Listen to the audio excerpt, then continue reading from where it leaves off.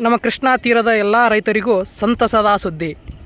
ಬತ್ತಿದ ಈ ಕೃಷ್ಣೆಯ ಮಡಿಲ ತುಂಬಿಸಲು ಬರದಿಂದ ಸಾಗಿ ಬರುತ್ತಿರುವ ಕೃಷ್ಣಾ ನದಿ ಅತ್ಯಂತ ಸಂತಸದ ಹಸಿರು ವಾತಾವರಣವನ್ನು ಸೃಷ್ಟಿಸಲು ಮೈದುಂಬಿ ಹರಿಯುತ್ತಿರುವ ಈ ನಮ್ಮ ಕೃಷ್ಣಾ ನದಿ.